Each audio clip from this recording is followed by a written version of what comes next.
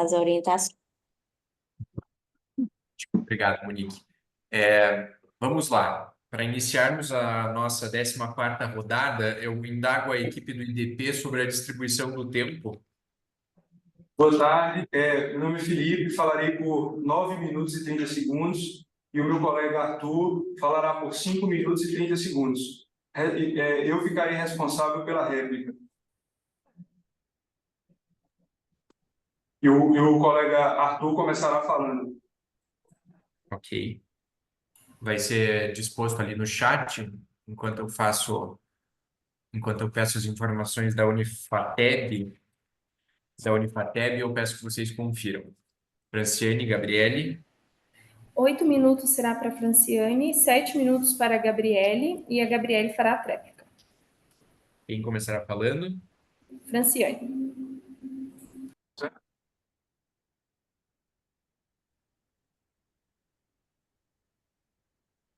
Não, réplica é Felipe. Réplica é o Felipe. Perfeito, vou ajudar aqui. Obrigado. Pronto. Agora confere.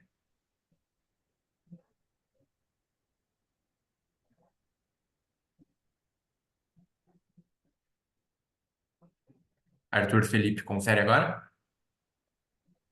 Está correto. Sim, correto.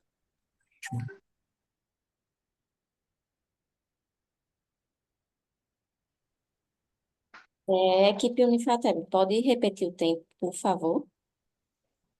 Sim, excelente. São 8 minutos para a Franciane, 7 minutos para a Gabriele, e a Gabriele fará a tréplica. Perfeito. Só um momento que eu já encaminho as informações no chat. Ok.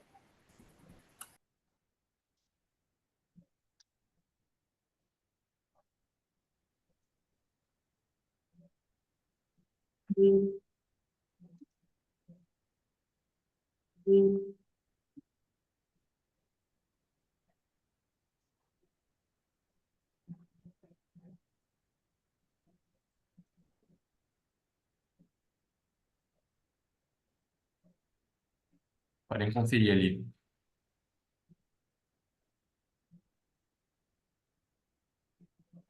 Certinho. Maravilha. Muito obrigado, Monique. Obrigado às equipes. Vou fazer agora algumas orientações, vou compartilhar algumas orientações aos competidores e aos avaliadores. Uma vez mais, eu agradeço pela presença de todos. Cumprimento a equipe do IDP e da Unifateb por terem alcançado as rodadas classificatórias do nosso MUT. Vocês já passaram por 2 tipos de avaliação e agora estão aqui para serem avaliados aos nossos juízes avaliadores. Por uma questão operacional e também de praxe, eu informo que, como vocês sabem e já distribuíram o tempo, então entendo que já estão cientes e preparados, o tempo ele precisa ser obrigatoriamente dividido entre as duplas competidoras, isso porque os juízes avaliadores vão registrar as notas de forma individualizada. Então, vocês já conhecem o sistema e peço aos avaliadores que, ao final da competição, quando forem preencher o formulário, se atentem, primeiro, ao número da equipe, que está no chat e também foi encaminhado ao WhatsApp dos senhores e das senhoras, e também o nome do competidor 1, o nome do competidor 2, para que nós tenhamos aí um melhor lançamento das notas. A nossa competição é uma competição simulada, mas ela segue os moldes de um tribunal regional eleitoral. A sessão de hoje vai ser presidida pelo desembargador Anderson Fogaça. Ele irá conceder o tempo de 15 minutos iniciais para sustentações orais das equipes. Esses 15 minutos, eles serão interrompidos pelos avaliadores, isso porque as perguntas não devem ser dirigidas ao final das sustentações, mas sim durante. Então, eles vão interromper as equipes, então equipes estejam preparadas para responder aos questionamentos dos nossos juízes avaliadores, tá certo? Quanto à questão da réplica e a tréplica, ao final das considerações iniciais de ambas as equipes, de ambos os polos, portanto, o juiz-presidente irá conceder o tempo de 3 minutos para a réplica e para a tréplica. E assim nós fechamos o tempo dessa rodada. Aos nossos observadores, eu vejo aqui alguns orientadores, alguns outros competidores, eu relembro que quem deve permanecer com a câmera ligada são as partes ativas nessa sessão, bem como o microfone deve permanecer mutado durante todo o tempo. Eventuais problemas técnicos nós iremos decidir conforme a necessidade. Então, de imediato, eu passo a palavra ao desembargador presidente da sessão, Dr. Anderson Fogaça, para que conduza os trabalhos dessa nossa rodada simulada em direito eleitoral. Muito obrigado.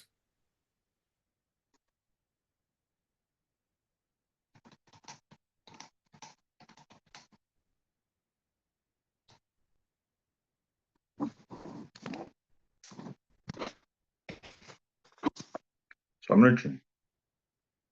Para me achar aqui.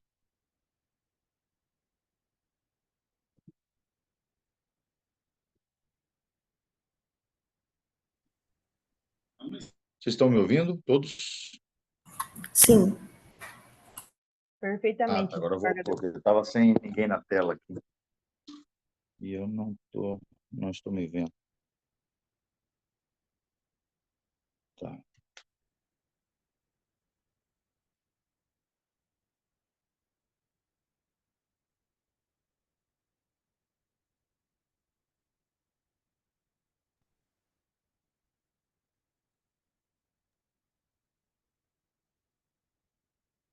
Desembargador. Então, sejam todos muito bem-vindos.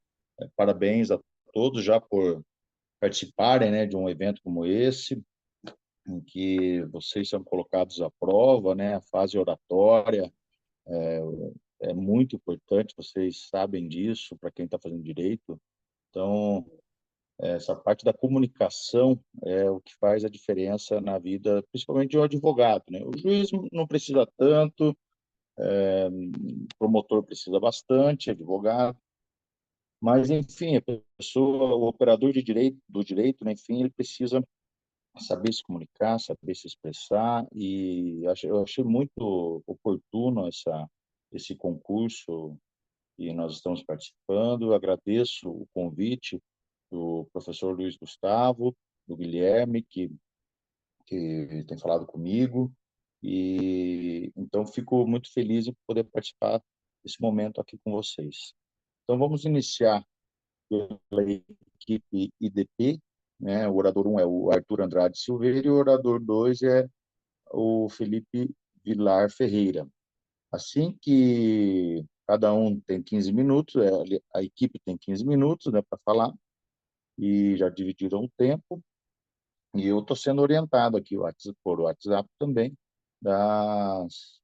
à medida que for acontecendo o tempo de cada um, for encerrando, eu vou avisando, tá bom? Então, podem começar contando o tempo, então, do IDP. Excelentíssimos desembargadores dessa egrégia corte, cumprimento a todos na figura do presidente, desembargador Anderson Fogaça, membro do Ministério Público, colegas da contraparte, servidores, saúdo a todos. Excelências, quando me deparei com o presente caso, lembrei-me da frase que Goethe disse em seu leito de morte: luzes, mais luzes. E é isso que essa acusação pretende trazer a essa corte, as luzes do que ocorreu na campanha de 2022. Trata-se aqui, excelência, de 3 AIs ajuizadas por Fernando Cabral, pelo partido C e pelo partido D, que demonstram de forma cabal a ocorrência de abuso de poder político, abuso de poder econômico e uso indevido dos meios de comunicação. Por se tratar de caso de alta complexidade, excelências, esta acusação será dividida em 2 momentos. Primeiro, eu, Arthur, irei falar sobre as questões processuais, que são imprescindíveis para o deslinde dessa controvérsia, e no segundo momento o doutor Felipe irá falar sobre as questões de mérito. Passa-se às questões processuais. A primeira questão processual aqui, excelências, é a necessidade de reunião das AIs, ou melhor, a necessidade de manutenção da reunião das AIs. O desembargador relator proferiu decisão acertada, com base no artigo 96b, de reunir as presentes ações. Excelências, diz o artigo 96b, haverá reunião das ações eleitorais que, mesmo propostas por partes diferentes, tratem sobre o mesmo fato. O Supremo Tribunal Federal, analisando a constitucionalidade do artigo 96B na ADI 5507, disse: o artigo 96B é constitucional a reunião das AIs, que deve ser feito para privilegiar a segurança jurídica, a celeridade processual e, principalmente, o melhor arcabouço fático do que ocorreu. Dito isso, excelências, é o que se pretende no presente caso. Cada uma das AIs trazem episódios que juntos compõem um quadro fático mais preciso e, por isso, devem se manter unidas. Cada episódio é uma pincelada de um quadro maior que demonstra de forma clara o conjunto da obra do que ocorreu na campanha de 22 e mais os abusos das condutas reiteradas da candidata Marluce. Passo para a segunda questão processual, excelências. A questão relacionada... Poderia questionar o doutor por um minuto? Pois não? Sim, poderia. Doutor Arthur, o senhor aponta a necessidade de reunião das AIGs, pautando que os fatos seriam os mesmos. Isso foi o que o senhor acabou de expor aqui. O senhor considera os fatos os mesmos em razão do quê? Porque, ao meu ponto de vista, os fatos aconteceram todos em momentos distintos, em localidades distintas e com tipificações distintas. O que o senhor aponta a necessidade de manter a reunião das AIs em um único feito? Muito obrigada, presidente. Excelência, pode falar? Surgiu uma interferência? Pois bem, excelência, o que ocorre aqui é que, mesmo se tratando de episódios diferentes, conforme muito bem Vossa Excelência expôs, se trata de um grande ato, que é a campanha e os atos praticados na campanha de 2022, o modus operandi da campanha. Isso fica muito claro quando cada uma das AIs não tem força para sozinha demonstrar tudo o que ocorreu e o quadro amplo do que foi a campanha da doutora Marluce. No que pese se tratarem de episódios distintos, são episódios que compõem todos um grande fato, que é a campanha e o modus operandi da doutora Marluce. Presidente, vou fazer só mais um questionamento, porque o doutor Arthur, ele deu uma pincelada de algo que me chama a atenção no caso. Ele aponta que as AIGs, quando distintas, não possuem, assim, transformando para as minhas palavras, não possuem condão de interferir no pleito. Eu gostaria de saber, em relação ao doutor Arthur, se as AIGs separadas não possuíam o condão de interferir no pleito, por que elas foram propostas de forma separada, sendo que não há o requisito básico de uma AIG, né, que é a interferência no pleito. Excelência, me escuta bem? Escuto, Arthur, perfeitamente. Excelência, talvez eu não tenha me feito fazer claro com as minhas palavras. As AIGs, elas têm sim força individualmente, cada uma delas, para demonstrar o alegado. Entretanto, seguindo inclusive a jurisprudência do TSE no paradigmático caso recém-julgado do ex-presidente Bolsonaro, a reunião das AIGs oferece para o julgador, oferece para Vossas Excelências o melhor quadro de tudo que ocorreu. Elas demonstram a forma que cada ato caminhou e, dessa maneira, demonstra um fato maior, que é o desvirtuamento da campanha. Então, repisa-se, essa acusação sustenta que cada uma das AIGs tem sim o condão de impugnar a campanha, entretanto, elas reunidas fornecem o melhor quadro fático para o julgamento. Presidente, eu peço desculpas mais uma vez ao doutor Arthur, mas ele aponta que o paradigmático trouxe as AIGs do precedente do caso do presidente Jair Bolsonaro, as AIGs foram reunidas. Arthur, você você consegue expor para a gente se a reunião das AIGs do caso do presidente Bolsonaro se tratavam do mesmo fato ou se tratavam de fatos diversos, como posto aqui, no caso do paradigmático que o senhor apresentou? Excelência, no que pese tratarem de fatos aparentemente distintos e que poderiam, inclusive, se for citação do relator, perdão, do corregedor, o ministro Benedito Gonçalves, que poderiam ser julgados separadamente, elas juntas formavam o melhor conjunto da obra para demonstrar as ações perpetradas no tempo. Eu vou pedir licença para fazer uma interferência. Com certeza, doutora nós Marina, a senhora É, né, tem toda- Fernanda? Então, tem todo o... Me fugiu a palavra, mas por favor, complemente. só para esclarecer em relação ao causa, tipo, a qual desses precedentes ele se refere sobre a reunião dessas ações recentemente pelo TSE? Excelência, eu me refiro ao precedente julgado ao precedente das fake news, que foi julgado em conjunto com o precedente da reunião ministerial, das duas áreas que foram reunidas. É isso que me refiro. Salvo engano, doutora Marina, ambas as AGEs tratavam do mesmo fato, não? Seria a reunião dos embaixadores. Diferente do aqui posto, que seriam fatos distintos. Mas eu estou satisfeita, viu, presidente? Podemos prosseguir. Obrigada. Feito também, obrigada. Tá bom. Então, pode continuar,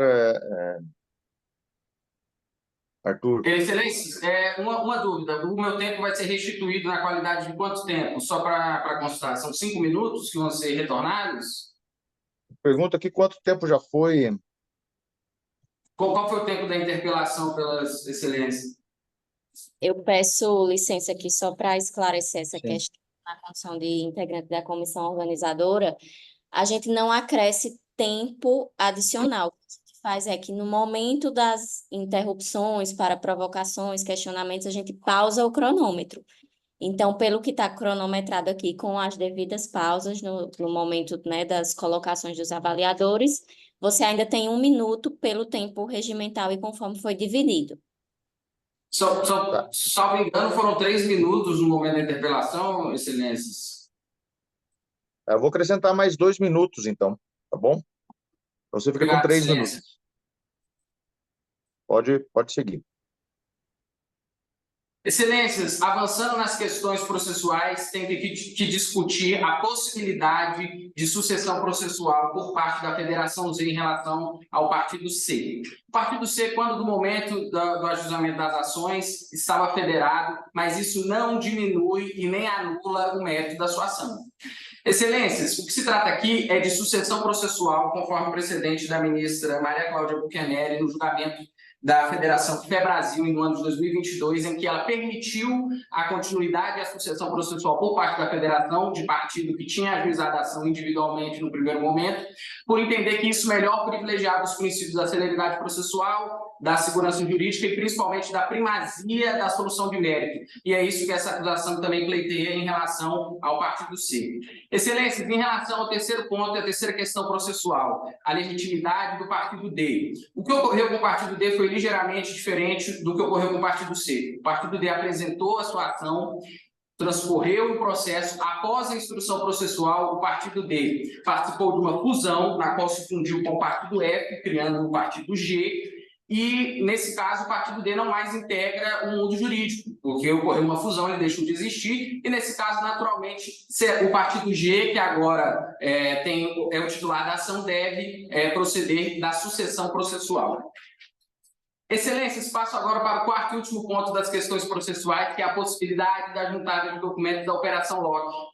Excelências, diz o artigo 435 do CPC, é ilícito às partes, em qualquer tempo, juntar aos atos documentos novos, quando destinados a fazer prova de fatos ocorridos depois do articulado ou para contrapô-los aos que foram produzidos nos autos. Excelências, é o caso da Operação Locke. Ela foi deflagrada após a instrução processual e revelou fatos que corroboram as causas de pedir e os pedidos que já se encontram nos autos. Portanto, não se trata de fatos novos, não se trata de causa de pedir nova, trata-se de fatos novos que corroboram a causa de pedir já apresentada nos autos. Excelências, portanto, destaca-se aqui que é essencial a juntada de documentos da Operação Locke para tentar no melhor quadro fático do que ocorreu e demonstrar aquilo que a candidata Marluce queria que ficasse nas sombras. Portanto, excelência, finalizo aqui a minha apresentação sobre as questões processuais, agradeço o tempo e passo para o meu colega Felipe, que vai fazer a exposição de mérito. Agradeço. Excelentíssimos senhores desembargadores dessa egrégia corte, cumprimento a todos na pessoa do estimado presidente desembargador Anderson Fogaça.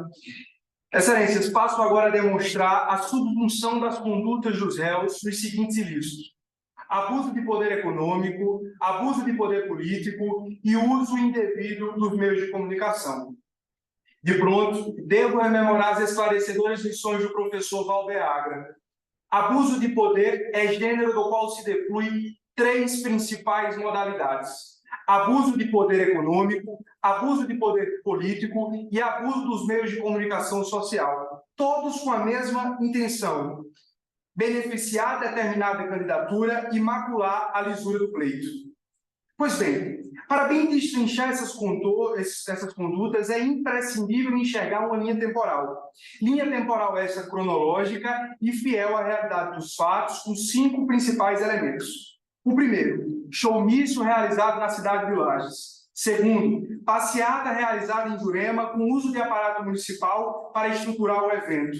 Terceiro, desfile realizado na cidade de Macondo com uso da estrutura estatal. Quarto, disparo em massa para divulgar informações falsas contra o candidato Fernando Cabral. E quinto, servidores públicos divulgando fake news, até alcançar a inquestionável interferência econômica, política e dos meios de comunicação social nas eleições de 2023. Primeiro, quanto ao abuso de poder econômico. Leciona o professor José Jairo Gomes que se trata da utilização de recursos com valor econômico que acarrete vantagem eleitoral indevida. E, para além do conceito teórico, o Tribunal Superior Eleitoral consagrou que o abuso de poder econômico se configura por emprego desproporcional de recursos patrimoniais, públicos ou de fonte privada, vindo a comprometer valores essenciais das eleições. Excelências, exatamente o que protagonizado pelos réus. Vamos analisar fato por fato. Primeiro, na cidade de Macondo, o prefeito, apoiador declarado dos réus, organizou o desfile para mostrar à população 40 viaturas recém-adquiridas. Ciente dessa situação, e é importante destacar, excelências, ciente desta situação, o staff da campanha marcou uma carreata para sair do mesmo local, percorrendo o mesmo trajeto do prefeito, terminando no mesmo destino. Ao final, os eleitores encontraram uma bela coincidência: evento aberto ao público, shows artísticos, bebidas alcoólicas à disposição e um galpão com as mesmas cores da campanha, os mesmos elementos visuais, tudo custeado pela prefeitura. O TSE, sobre o tema, em caso análogo, confirmou o entendimento do Tribunal Regional Eleitoral de Minas Gerais para condenar por abuso de poder econômico os candidatos que realizaram evento festivo aberto ao público, a pretexto de comemoração de aniversário, com apresentação de artistas e distribuição de bebidas. Destaca-se para por oportuno que alguns indivíduos foram gravados e afirmaram que os réus organizaram o evento. E nem se fala, excelências, que se trata de prova ilícitas. O TSE já decidiu que, quando se tratar de gravação ambiental em local aberto ao público e sem nenhum controle de acesso, estaria protegido pelas garantias constitucionais de privacidade e intimidade, sendo, portanto, lícito, o que bem demonstra o proveito econômico dos réus. Segundo, o prefeito de Lages, apoiador declarado dos réus, reservou um clube para Marluce e Cícero José discursarem. Logo após, os presentes usufruíram de um belo show da banda Carisma.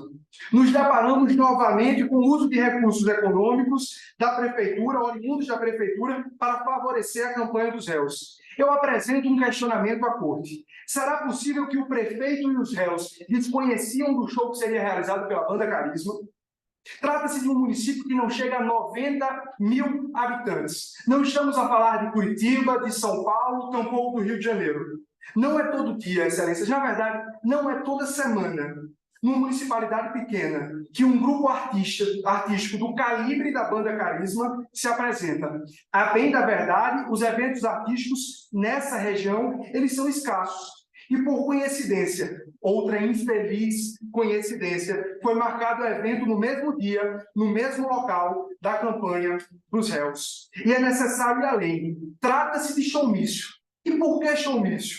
Porque proibido pelo Supremo Tribunal Federal. Mas por que showmício? Porque foi uma apresentação gratuita, aberta ao público. E o TSE já consagrou. Para definir evento como showmício é necessário discursos eleitorais, a presença do candidato, exposição de ideias e pedido de voto. O que aconteceu no presente caso? Excelências, está configurado o abuso de poder econômico. Avanço e alcance o abuso de poder político. O professor Roberto Moreira de Almeida, à luz do artigo 237 do Código Eleitoral, esclarece que consiste na utilização indevida da máquina administrativa em prol de determinada candidatura. No presente caso, em 3 situações é possível reparar o abuso de poder político. Primeiro, no já citado desfile na cidade de Macondo. Se utilizou da máquina pública para exibir 40 novas viaturas para favorecer a campanha dos réus, em nítido desvio de finalidade. Segundo, passeata na cidade de Jurema. Utilizou-se como pretexto a comemoração do aniversário de Jurema para fins eleitorais. Todo o aparato municipal foi utilizado para estruturar o evento. Os réus subiram no palco, discursaram e pediram votos. E se não fosse suficiente, o prefeito de Jurema sobe no palco, discursa e pede votos. E além disso, excelências, as redes sociais da prefeitura divulgaram todo o evento. Não só a comemoração de Jurema, mas a campanha dos réus, o que demonstra que estavam conectados desde o início. E o terceiro ponto, inúmeros servidores de Lages e Jurema divulgaram fake news. As mesmas montagens, no mesmo lapso temporal, a mando dos prefeitos para beneficiar a candidatura dos réus. Por fim, é necessário ressaltar um julgado de relatoria do ministro Benedito Gonçalves do TSE. Decidiu que não se exclui do abuso de poder político o poder indevidamente apropriado por terceiros em decorrência do tráfico de influência. Ou seja, os réus podem e devem ser responsabilizados por terem usado da máquina pública para benefício pessoal. E, excelências, para finalizar, alcanço o uso indevido dos meios de comunicação. Valberaga esclarece que se trata do uso de algum meio de comunicação, seja jornal, seja TV, seja internet, para prejudicar ou favorecer algum candidato. Arremata ao final ao afirmar que não precisa de nexo de causalidade, bastando a verificação da gravidade. Pois bem, os réus decidiram utilizar serviços de disparo em massa para divulgar informações falsas contra Fernando Cabral. Alegaram que o candidato, veja a má-fé, foi condenado por improbidade administrativa. Os servidores de Lages e Jurema espalharam essa mentira. E a pitada final, acompanhada de uma imagem com uma pessoa algemada. Contudo, na verdade, o que aconteceu? Ajuizaram a ação de improbidade administrativa, Fernando Cabral se defende e todos os pedidos foram julgados improcedentes. E é importante destacar, a difusão de desordem informacional ocorreu logo após o resultado de pesquisa prévia, que revelava a vitória parcial de Fernando Cabral, e foi orquestrada pela empresa familiar da Rede. Veja-se a gravidade. Mentiras que acabaram por macular a imagem de adversário político após pesquisa eleitoral e que gerou prejuízo inquestionável. Colocou em dúvida a lisura do pleito eleitoral e garantiu uma vitória eivada de vícios. O que requer a defesa é que analisemos o caso vendados, mas a análise apurada do que foi posto demonstra as pinceladas finais, demonstra o abuso de poder político como gênero e como espécie, abuso de poder econômico, político e dos meios de comunicação social. Ante o exposto, excelências, requer-se a procedência das ações ajuizadas por Fernando Cabral, pelo Partido C e pelo Partido D. Eu agradeço a atenção.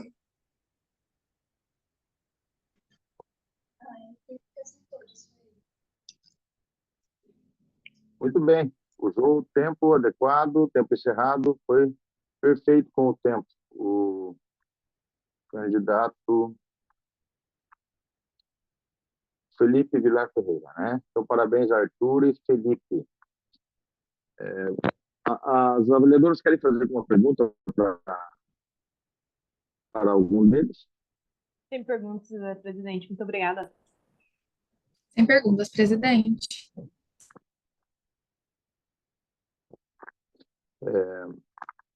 Só uma pergunta aqui sobre a questão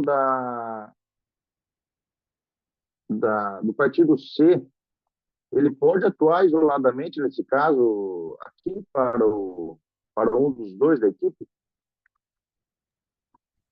Excelência, o que essa acusação técnica sustenta é que o partido C seja sucedido pela Federação Z, para que a Federação Z possa convalidar os atos processuais, aproveitando aquilo que já foi exposto e dar continuidade à ação.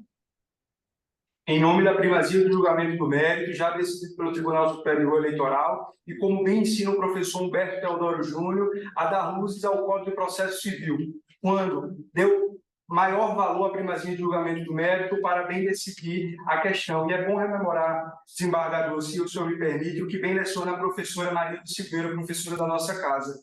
Quando toca o processo eleitoral, a questão é mais delicada, porque é o que sustenta a decisão do povo, é o que sustenta a decisão democrática. Tá bom. Então, eu estou satisfeito e vamos passar a palavra, então, à equipe 2, equipe 106, né? Unifateb, orador 1, Franciane Meira de Souza Reiser, e oradora 2, Gabriele Furquim Cossar Moreira da Silva. Então, vocês também têm o prazo de 15 minutos, já dividiram o tempo de acordo com o descrito no início, né? Ok. Obrigado. Cumprimento o ilustríssimo desembargador presidente, Anderson, os demais nobres desembargadores, autoridades e os caros colegas aqui presentes. É com respeito e humildade que comparecemos perante esta corte para trazer a verdade dos fatos que envolve Marluce Cícero. Como presentes do polo passivo nessa ação de investigação judicial eleitoral, respondemos às acusações com a convicção da nossa inocência e o compromisso com a integridade do processo democrático, bem como defendemos a democracia, onde o voto do povo é uma expressão de verdade que deve ser honrada e respeitada, como determina a Constituição Federal de 88, em seu artigo 14, no qual garante o direito fundamental ao cidadão de exercer sua cidadania por meio do voto livre, secreto, assegurado à escolha de seus representantes políticos. É imprescindível destacar que em nenhum momento nos envolvemos em condutas que violem ética e legalidade eleitoral. Nossa campanha foi pautada pela transparência, pelo diálogo com a população e pelo respeito às leis vigentes. A campanha eleitoral da candidata Marluce foi conduzida em conformidades com a Lei 9.504 de 97, que estabelece normas para as eleições e com as demais disposições legais aplicáveis, respeitando todas as diretrizes cabíveis dentro da lei estabelecida em nosso país. Dito isso, preliminarmente, cumpre-se destacando que o Partido C é a parte ilegítima da presente ação, visto que, por integrar a federação, não pode atuar no polo ativo de forma individual, o que ocorreu no caso de síntese. Eu trago aqui uma resolução do TSE, né, no 23.670 de 21. Dispõe que as federações partidárias se aplicam as mesmas normas que regem as atividades dos partidos políticos no que diz respeito às eleições, artigo 12 dessa mesma lei.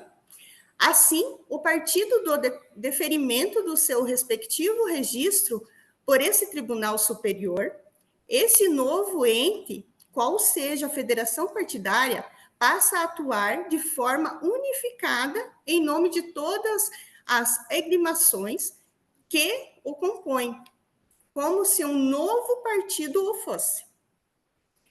É precisamente o que depende do artigo 1º, desculpe, tá?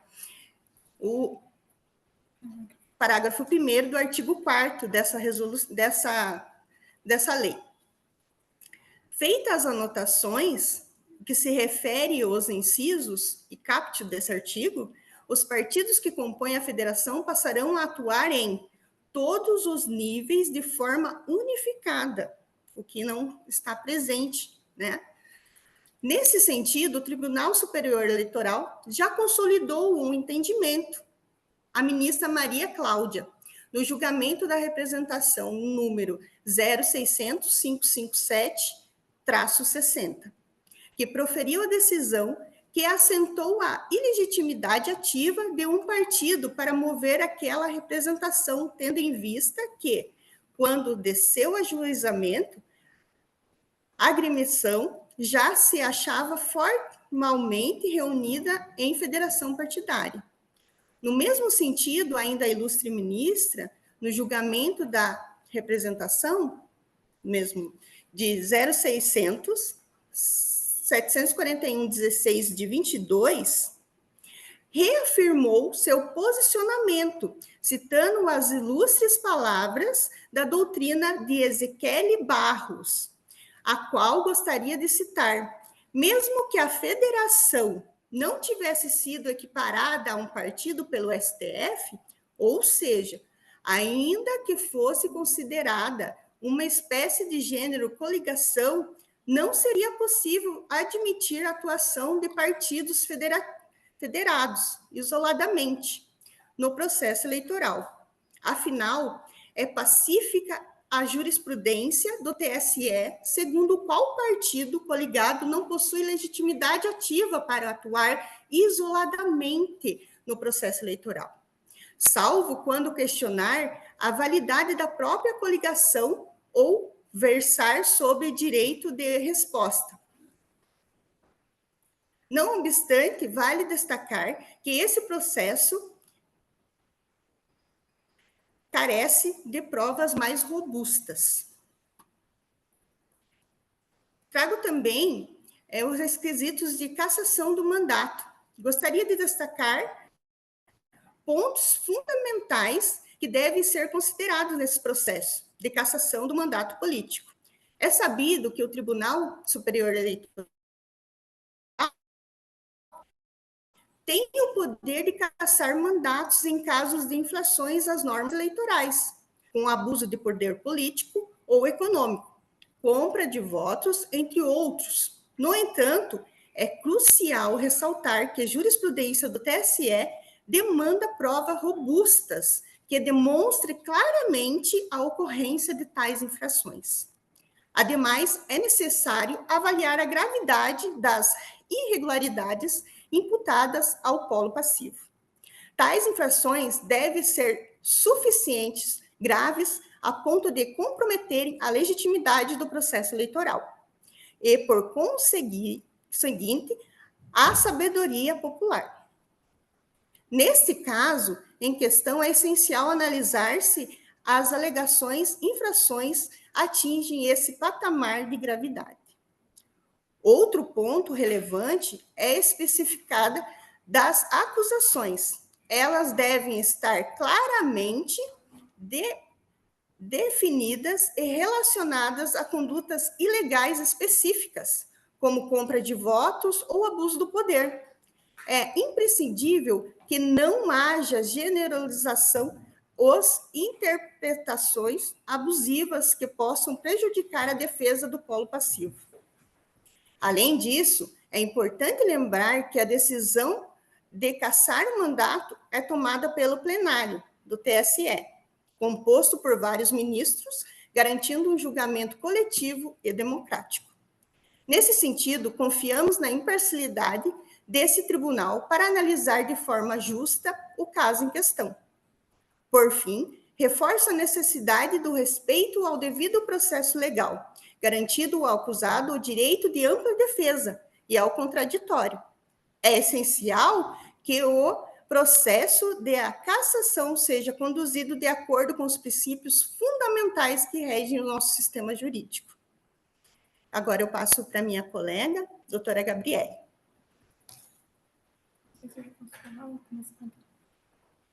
Posso, com a palavra, desembargador presidente? Continuar. Cumprimento o ilustríssimo desembargador presidente, as demais nobres desembargadoras e as autoridades aqui presentes, os caros colegas advogados, boa tarde a todos. Vale ressaltar que a presente ação ora proposta baseia-se em incertezas e suposições, as quais não devem ser levadas como fundamentos para imputar sanções de tamanha gravidade, como é o caso da inelegibilidade e a cassação do mandato. Tão verdade é, excelências, que quem imputa tal ação embasada em deduções concorre a um crime, que é disposto na Lei Complementar 64/90, no seu artigo 25, que diz: constitui crime eleitoral a arguição de inelegibilidade ou a impugnação de registro de candidato feito por interferência do poder econômico, desvio ou abuso de poder de autoridade, deduzida de forma temerária ou de manifesta fé.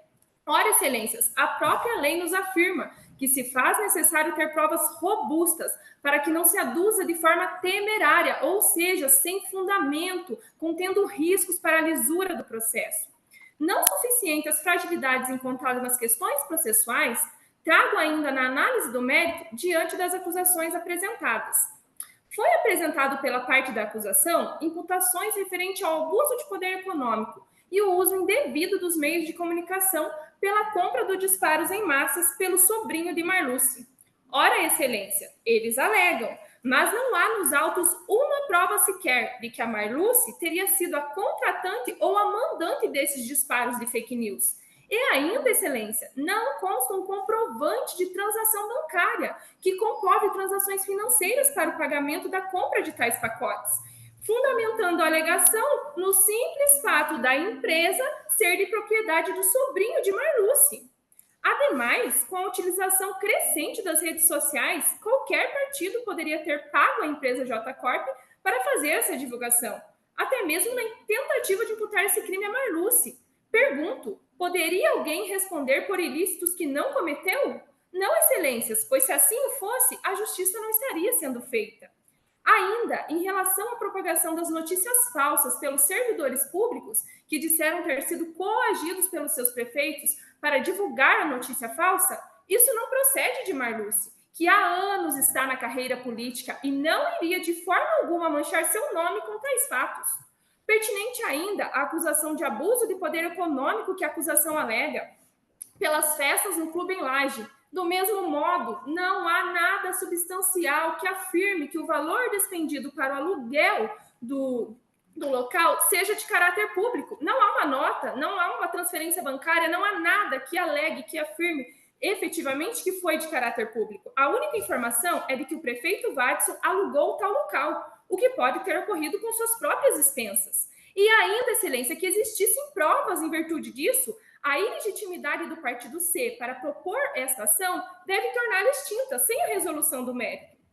Tratando-se ainda da acusação de abuso de poder econômico e político em relação à carreata realizada em Macondo, excelências, a carreata foi realizada 1 hora depois dos desfiles das viaturas e não foi utilizada estrutura pública, visto que foi um passeio dos carros e dos mini-trios. O desfile ocorreu no mesmo local por meramente questão logística, visto que a Avenida Brasil é uma das avenidas principais de Macondo.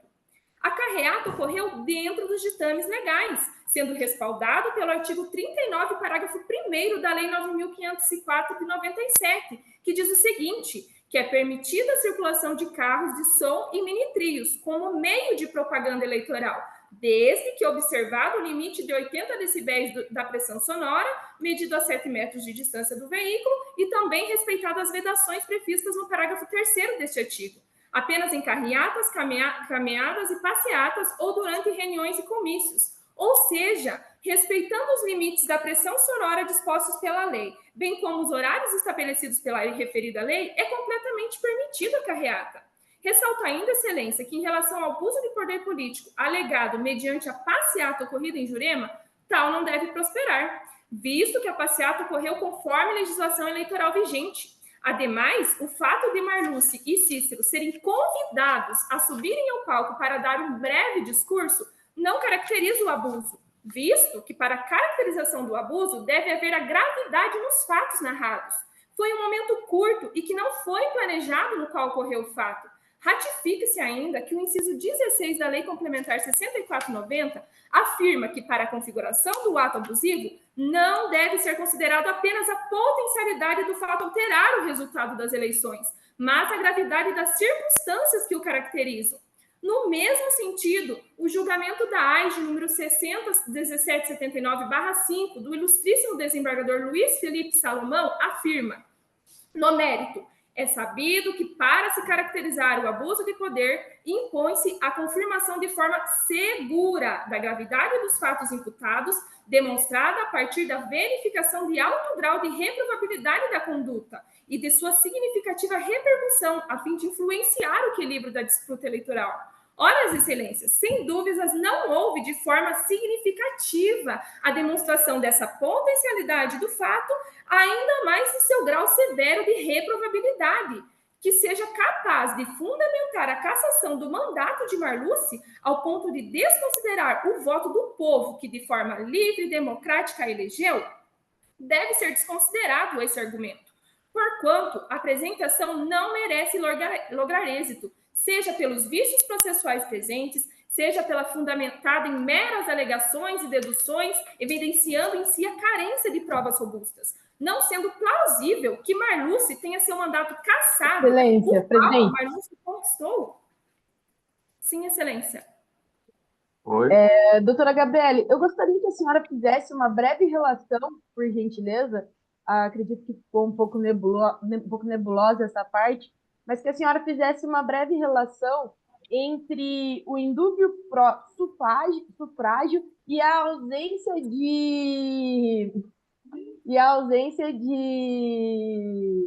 de possibilidade de influir no pleito as condutas tidas como ilícitas, no caso que a gente está analisando. Ora, excelência, em relação ao indúbio sufrágio, acredito que seja semelhante ao direito penal, quando se diz que se não há provas, se não há contundência nas alegações, deve-se inocentar o réu. E, da mesma forma, imputar uma cassação de mandato, uma inegibilidade de 8 anos em provas que não foram robustas, que não foram evidenciadas de forma clara no processo, estariam impedindo esse preceito do indúbio pró-eleitoral. Então, deveria ter provas robustas para que seja considerado esses fatos. E você acredita que um possível julgamento desfavorável à sua cliente, que estivesse violando o indúbio pró-sufrágio, ele estaria de alguma forma violando os princípios básicos da democracia?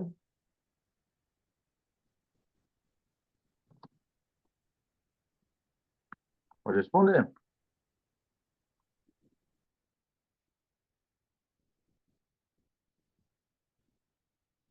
Para mim, sumiu a imagem dela aqui. Para mim também sumiu, presidente. Acredito que tivemos um probleminha ali com a conexão da equipe 106.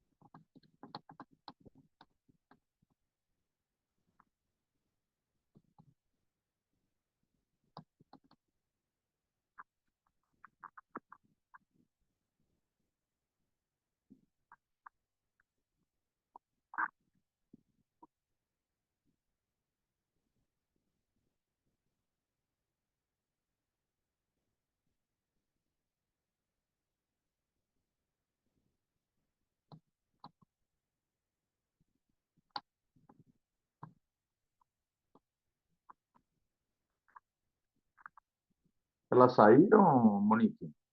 Eu estou fazendo contato aqui com elas, desembargador. Acho que foi uma falha na conexão mesmo. A imagem está congelada aqui para mim.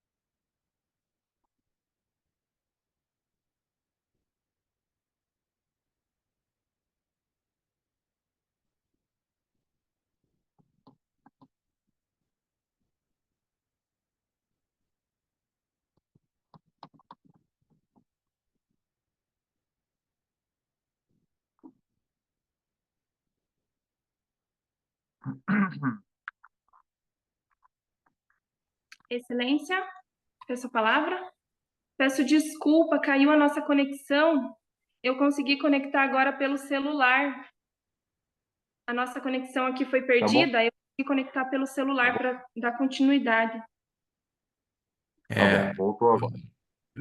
Desembargador, se me permite uma parte técnico, o tempo da oradora 2, assim que retornasse, iria encerrar, tá certo? Dado o final do tempo também no cronômetro e conforme a orientação foi enviada aos competidores, e aqui leio: se a queda de sinal ou falha técnica acontecer nos últimos 5 minutos de fala ou em qualquer das rodadas orais, não será permitido o retorno do competidor, que será avaliado com base no que for exposto até então. Então, fica a cargo do desembargador presidente. Eu tinha uma pergunta para responder, né, pela avaliadora, né? Isso, excelência. Deixa eu só dar uma arrumadinha que tá ruim o som.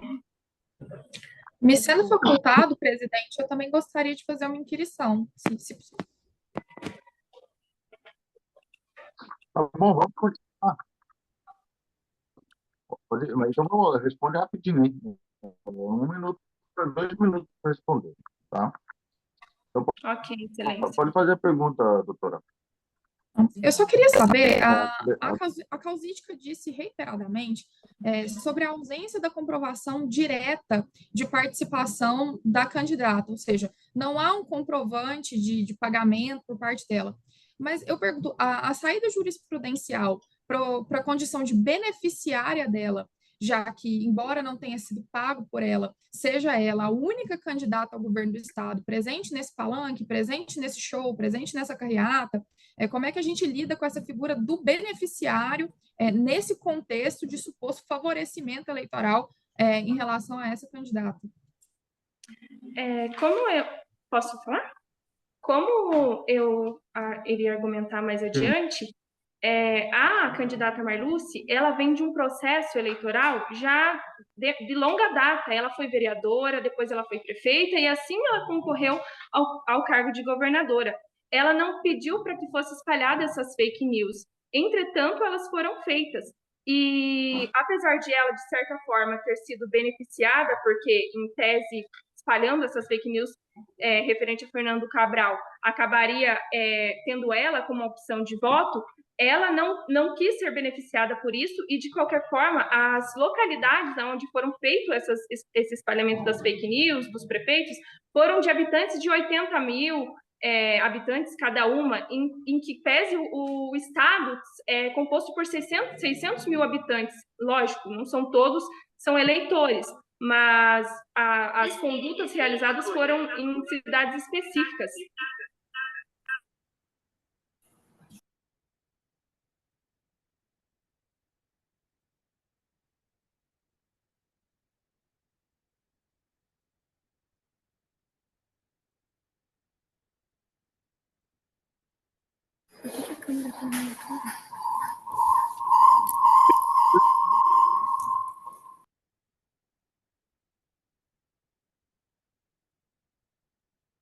Pode ir.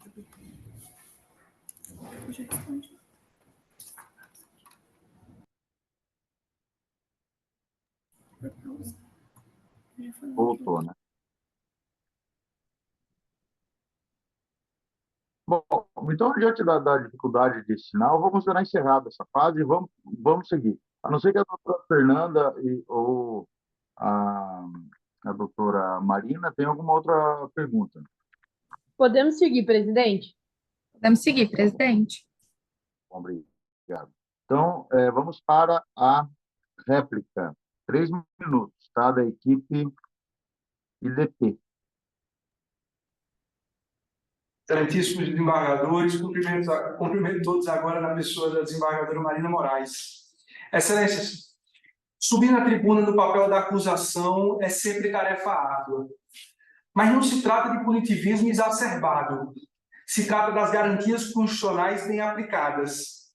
E no caso em apreço, faço sem amarras, porque o cuidado é com o bem democrático, o bem maior da nossa República. Muito foi falado da ausência de elementos probatórios robustos. Eu aponto a gravação ambiental que demonstrou que os réus organizaram um evento realizado na cidade de Macondo, pagamento de cachês com dinheiro público, aluguel de local com o erário, as gravações do evento realizado no município de Jurema publicado nas redes sociais, as postagens feitas pelos servidores, os documentos que comprovam que a empresa de familiar da ré custeou fake news. Excelências, estamos a tratar de um bem maior, estamos a tratar do bem democrático. O abuso de poder político, a AIGE, quando é ajuizada com base em abuso de poder, é justamente para não macular o sistema eleitoral. É para dar acesso e efetividade ao exercício do voto. E como se dá o efetivo direito ao voto? Sem amarras, sem máculas, sem abuso dos meios de comunicação, sem abusos políticos, sem abusos econômicos. E como estamos a tratar de um bem tão caro, é importante tirar o cabresto e olhar os detalhes. E quais são os detalhes?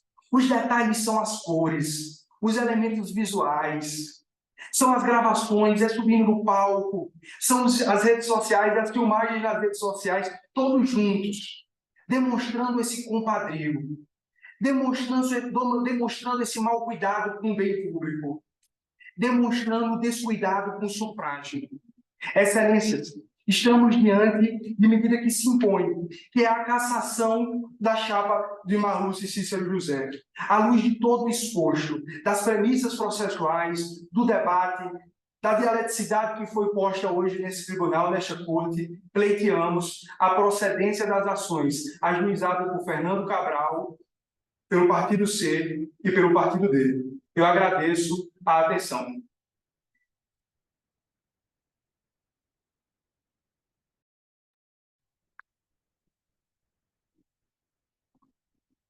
Tá, então, encerrada a participação da equipe IDP, passamos à tréplica por 3 minutos também da equipe Unifapeb. Ora, excelências, pois bem, ainda falando do princípio do indúbio pro sufrágio, é exatamente isso. Se não há provas robustas, se não existem elementos fáticos probatórios que embasem a cassação de qualquer mandato eletivo, deverá a Justiça Eleitoral preservar o mandato eleito, não declarando qualquer tipo de nulidade em respeito ao mencionado princípio. Ora, ele cita vídeos que foram feitos na passeata. Pois bem, as pessoas estavam alcoolizadas naquela festa. A presença de Marluce não se fez presente naquele local. Não houve fato de que Marluce estava lá e que Pese estava discursando no galpão. Não tem essas alegações. O único fato é que o galpão tinha as cores da campanha de Marluce. Marluce não estava presente, então ela não estava tentando angariar votos. Sem a presença dela, não seria possível esse embasamento. Ainda fala dos documentos colocados nos autos sobre a Operação Alok, que demonstra que, de fato, a empresa do sobrinho de Marluce e de seu genro divulgaram essas fake news. Mas, como reitero, em nenhum momento as provas dessa operação colocaram Marluce como a mandante ou como a que pagou essas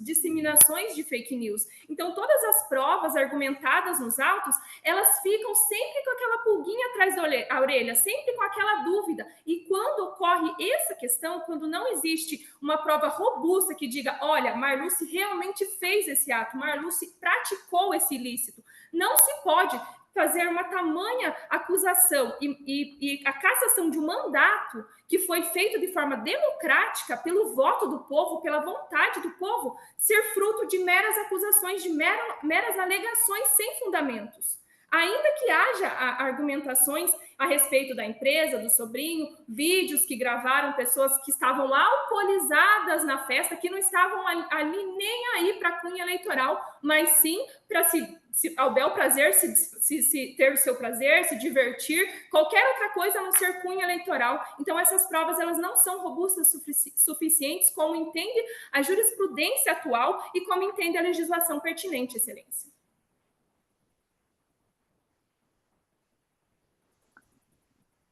Assim encerro minhas palavras. Então, Bem, parabéns às duas equipes, gostei muito do trabalho de todos vocês, consegui compreender o que foi dito. Eu abro a palavra às nossas avaliadoras, doutora Marina e doutora Fernanda, se quiserem fazer algum comentário antes de encerrarmos, ou só um agradecimento também.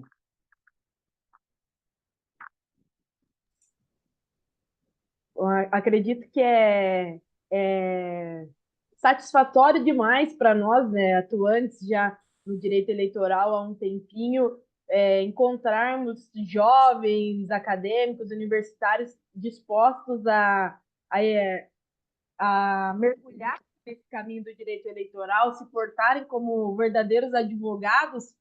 Não sei em que período ou ano estão das suas graduações, mas foram sustentações maravilhosas, do conteúdo técnico primoroso. Sou muito feliz pelo convite, agradeço ao Guilherme, aqui na pessoa do Guilherme, da comissão organizadora do evento. É uma honra estar presente aqui com um dos nossos desembargadores aqui do Tribunal Regional Eleitoral, o doutor Anderson Fogaça, quem nos encontramos algumas vezes já em tribuna, e também está na companhia da doutora Marina, que também nos encontramos em lados opostos. É sempre uma honra estar presente nesse ambiente virtual com pessoas que agregam tanto ao nosso direito eleitoral. Era só isso, muito obrigada novamente pelo convite. Deixei a doutora Fernanda falar primeiro, que em geral a acusação fala antes da defesa, e essa costuma ser a dinâmica do nosso relacionamento. É verdade, é verdade. Mas eu agradeço penhoradamente pelo convite, Guilherme, estendo os meus agradecimentos ao Luiz Gustavo, um grande amigo. Parabenizo toda a organização, inclusive na pessoa da Monique. Sei que essa parte operacional, né, é bastante complexa, eu fico muito honrada. O MUT todos os anos evolui muito e é sempre muito impressionante a qualidade técnica dos participantes. Parabéns para as duas equipes, parabenizo todos os orientadores. Vou parabenizar na pessoa do Guilherme Pupi, que eu sei que é orientador da equipe do DP, fez um ótimo trabalho, assim como orientador das meninas da equipe 2. Parabenizo a todos pela realização, agradeço, desembargador Anderson Fogaça, um prazer estar aqui na presença de Vossa Excelência, e muito obrigada pela atenção de todos. Só os meus agradecimentos, você é uma avaliadora boazinha do Aravante. Excelências, em nome da equipe DP, a gente agradece a todos, agradece pela oportunidade. Então, eu também aproveito para... Pois não, presidente? Opa, maravilha. Não, parabéns às duas equipes, né, novamente. Eu também fico muito envaidecido com o convite que foi feito pelo doutor Luiz Gustavo e pelo Guilherme. Tivemos ontem juntos lá na Unicuritiba, recebendo a ministra do TSE, Edilene Lobo, uma palestra brilhante dela.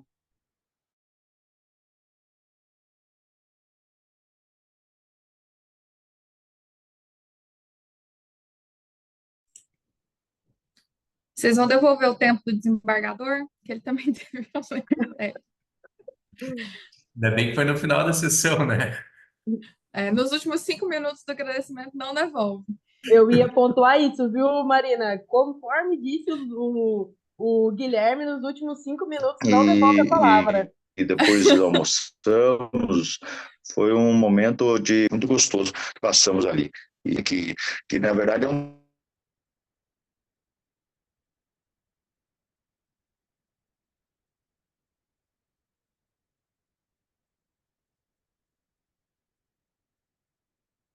A conexão dele caiu, né?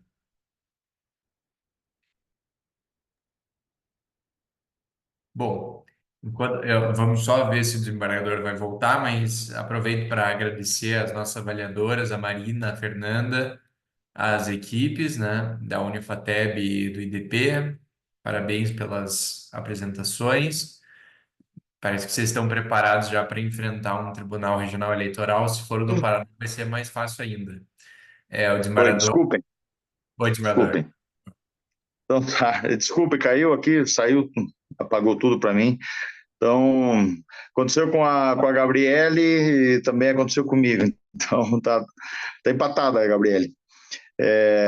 Então tá, eu agradeço então de novo o convite. Eu não sei até onde vocês ouviram que eu falei, e renovo meus parabéns a todos, os meus cumprimentos à doutora Marina Gomes, né, e à doutora Fernanda, que participou aqui já conosco, né? E temos aí, eu gostei muito do caso, achei muito interessante, até meio parecido com o caso que eu cheio de temas aí que foram levantados agora nesse julgamento do caso do Sérgio Moro, né? O princípio do sufrágio, do pró-sufrágio, né?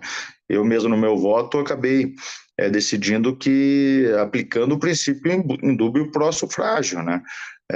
Por falta de provas suficientes ali, entendi que não havia caso para condenação. Por acaso ele já está sendo analisado o recurso do PL, do PT, né, dos autores.